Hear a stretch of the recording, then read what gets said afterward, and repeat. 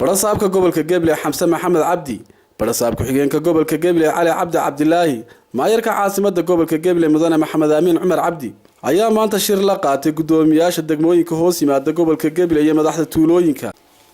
shirkaas oo ku saabsanaa sidii qodaalka beeraha looga caawin lahaa dadkii ku caydhoobay abaarihii la soo dhaafay isla markaana aan awoodeynin hanti ay ku qotaan beeraha gudoomiyaha gobolka Gabley iyo gudoomiyaha golaha deegaanka iyo isduwaha wasaaradda beeraha oo arintaasi ka hadlay ayaa waxay yiraahdeen wajiga labaad oo ah beero qodaal loo qodayo dadkii ay dhibaatooyinka ka soo gaadheen abaarihii kulula ee nagu dhuftay waxa ay ka kooban yihiin guud ahaan 15,500 oo saacadood 15,500 saacadood waxa looga faa'iideyn doonaa 5,160 qoys oo gobolka Gabley mashruucani wuxuu ku kici doonaa xaddi lacageed oo ay tiradiisu tahay 155,000 oo dollar lacagtaasi waxa ay naga soo kala gaadhay 125,000 oo dollar waxay naga soo gaadheen gudida abaaraha ee heer qaran 25,000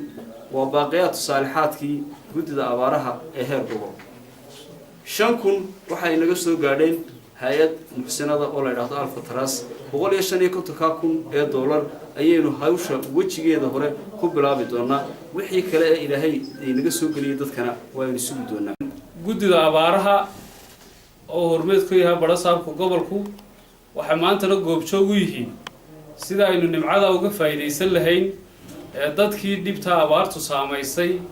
aynu wajigii labaad u gadogel lahayn oo ah beero qodaal maadaama uu yahay gobolku gobol beeraleeya dadkeenuna ay yihiin dad ku tiirsan beeraha baqluudriya cagaflida waxa weeye qiimaha lagu qodaa aad u sareeya waxa la cagaflida badii hore uga qiimaha halkii ay ku qojireen markii laafto waxay 20 dollar ay maanta ku qodayaan marka waxa leeyahay dadkii idigu naxariista oo dhinaciina idiguna ka qayb qaata waa markii ugu horeysay ee maamulka gobolka iyo ka degmadu ay ka hadlaan sidii qodaalka looga caawin lahaa dadkii ku caydhoobay abaarihii la soo dhaafay isla markaana saboolka ah Mukhtaar Nuux Ibrahim Hon Cable TV gobolka Gabley